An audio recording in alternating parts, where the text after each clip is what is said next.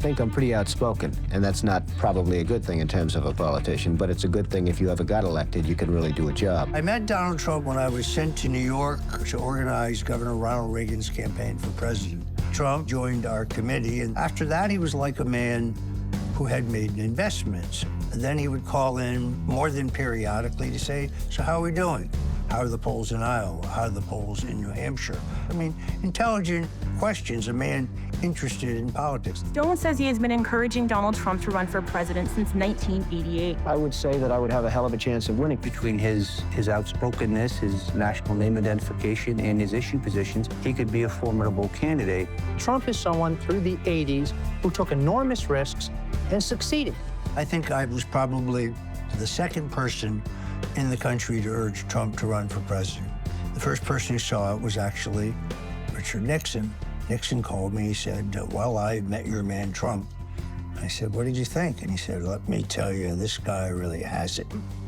And I said, you think so? And he said, if he ever got in politics, I'm telling you, he could go all the way. Would you like to be the president of the United States? I really don't believe I would run it, but I would like to see somebody as the president who could do the job, and there are very capable people in this country. I would love, and I would dedicate my life to this country, but I see it as being a mean life, and I also see it as somebody with strong views, and somebody with the kind of views that are maybe a little bit unpopular, which may be right, but may be unpopular, wouldn't necessarily have a chance of getting elected against somebody with no great brain but a big smile.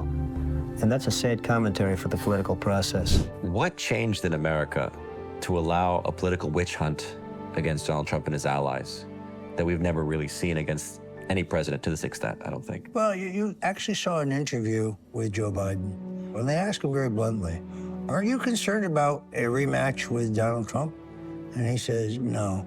They said, why not? He says, not going to let him run. We just have to demonstrate that he will not take power if he does run, making sure he, under legitimate efforts of our Constitution, does not become the next president again. We have a ruling elite.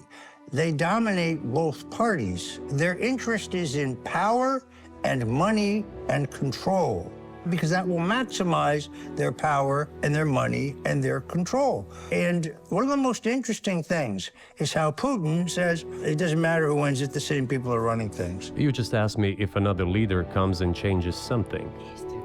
It is not about the leader. It is not about the personality of a particular person. It is about the elites. They are the intelligence apparatus, the State Department, the national security apparatus, the think tanks, the defense contractors, the munitions companies. That constitutes the deep state. They control Wall Street, they control government, even though they are not elected. Hi, let me show you what we do. This is where we push the laws of physics.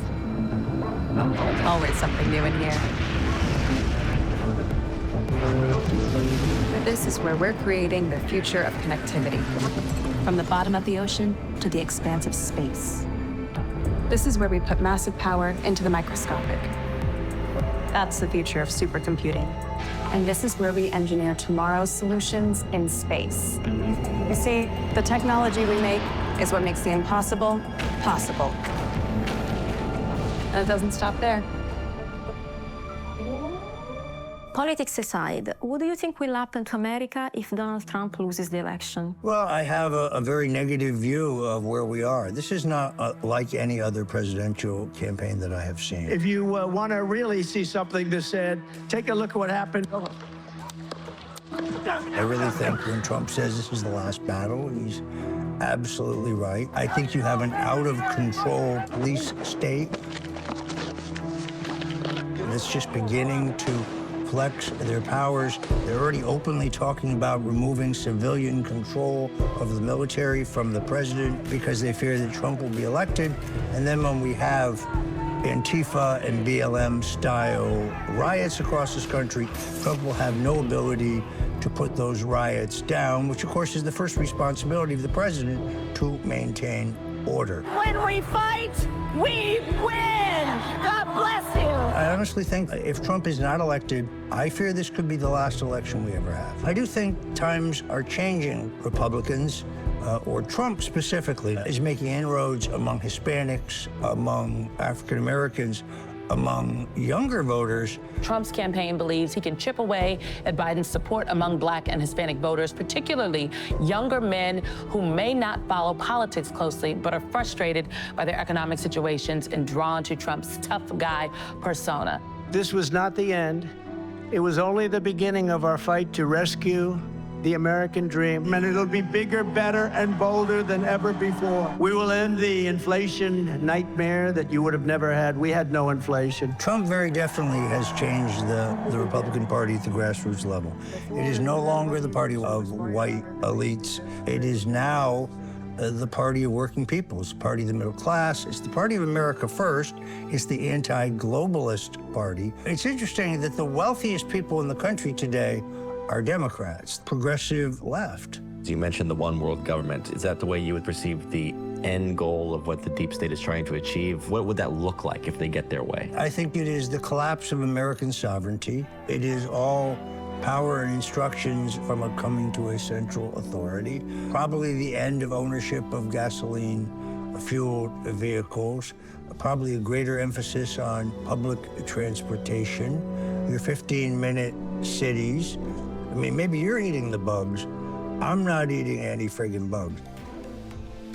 I'm Nicole Kidman, and I am going to eat a full-course meal of bugs. So the whole point of the tsunami of lawfare against him is to drain his campaign of campaign funds, to pay his lawyers, to drain his time so that he has to sit in a New York City courtroom all day when he should be in Georgia or Wisconsin or Pennsylvania. This is about election interference. Their goal is to convict him of a crime, any crime, prior to the election.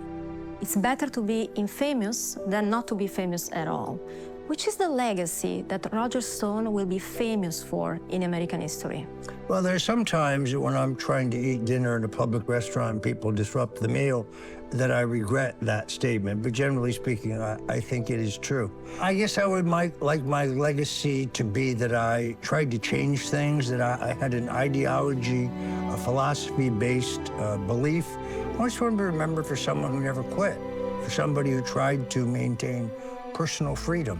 As an outspoken libertarian, Stone has appeared on thousands of broadcasts, spoken at countless venues, and even lectured before the prestigious Oxford Political Union and Cambridge Union Society. Due to his 4+ decades in the political and cultural arenas, Stone has become a pop culture icon. A man who's gone through hell, but he's kept going, and he's smart, and he's strong, and people love him. Not everybody, but people love him and respect him. Roger Stone. Where's Roger Stone?